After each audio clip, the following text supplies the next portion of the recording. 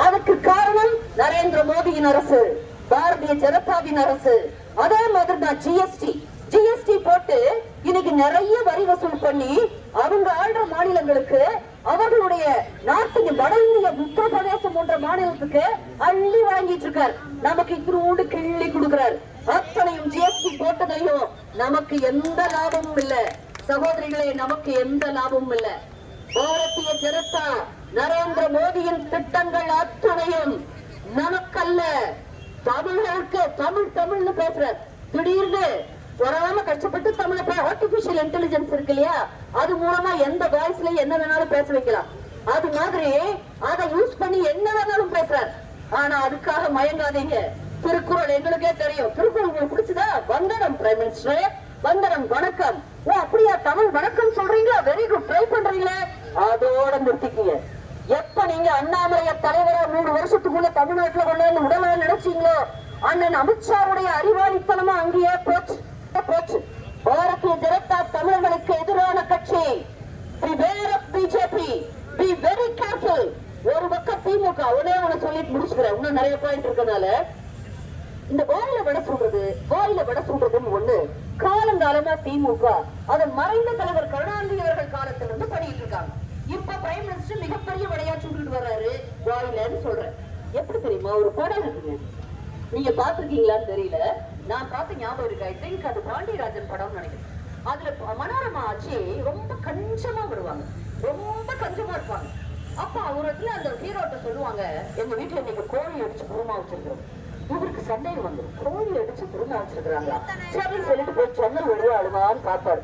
இந்த அம்மா என்ன பண்ணிட்டு இருப்பாங்க தெரியுமா, அந்த கேரக்டர் என்ன பண்ணிட்டு இருப்பாங்க தெரியுமா, கோழி மாதிரி ஒரு படம் வரைஞ்சு தொங்க விட்டு அதை பார்த்துக்கிட்டே அப்படி வச்சுக்கிட்டு அப்படி பழைய சாப்பிட்டு இருப்பாங்க. அது மாதிரி ஆயிப்போச்சுமா தமிழ்நாட்டுல கதி. நமக்கெல்லாம் கதி அப்படி ஆயிப்போச்சு. பெரிய திட்டம், 5 கோடி பேருக்கு வேலை, 2 கோடி பேருக்கு வேலை, 5 கோடி பேருக்கு வீடு. இவர் இருக்கிறாரே நம்ம மாநில முதல்வர், அவரு சொல்ற விட அது சுட்டு பழக்கம். ஏமாந்த பிள்ள எப்படியோ ஒரு பீரியட் 2 பீரியட் கழிச்சு மறுபடியும் போட்டுறமில்ல ஓட்ட. அதனால இனி கிடையாது ஓட்டு. இனி அதிமுகவை தவிர மற்ற கட்சிகள் இவர்கள் யாருக்கும் கிடையாது.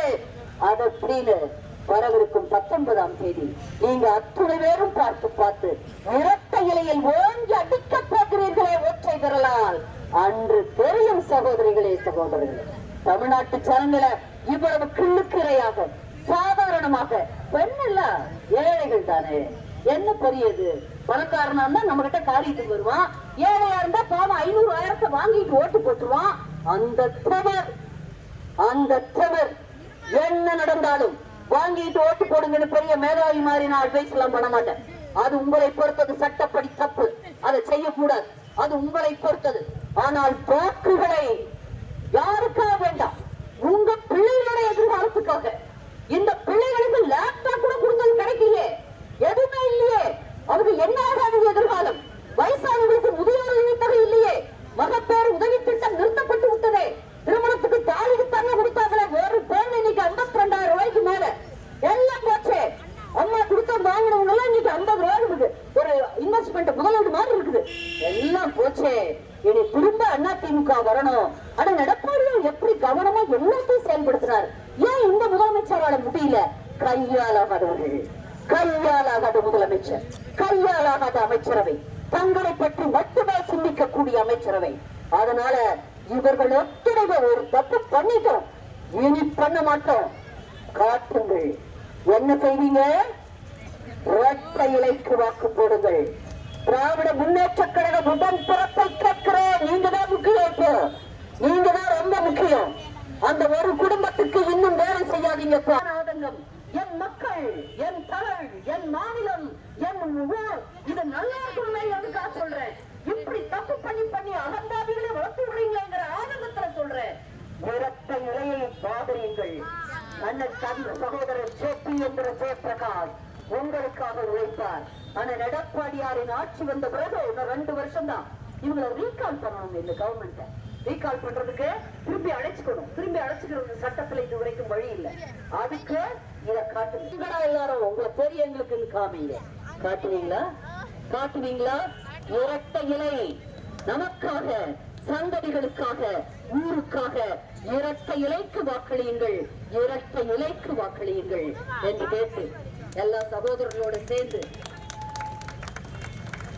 பிரசிடென்ட் அருமை சகோதரர் உங்கள் பிரசிடென்ட் அருண்குமார் அவர்களோடு, கவுன்சிலர் முரளி அவர்களோடு, வார்டு மெம்பர் தேமுதிக சகோதரர் அரவிந்த் அவர்களோடு, வார்டு மெம்பர் பிரகாஷ் அவர்களோடு, ராமு வார்டு மெம்பர் அவர்களோடு, வினோத் குரூப், மகாலட்சுமி, பாபு, மகேந்திரன், நாகராஜ், தெனக்கோட்டி அவங்கெல்லாம் கட்சிக்காரங்களா? ஓகே. அடுத்து நாகராஜ் கவுண்டர் அவர்களுக்கும், பெத்தரெட்டி அருமை சகோதரர் பெத்தரெட்டி மற்றும் உள்ள ஊர் பொதுமக்கள், இங்க வந்திருக்கக்கூடிய அத்தனை சகோதரிகளின் பாதம் தொட்டு பணிந்து கேட்கிறேன், உங்களுக்காக வாக்களியுங்கள்.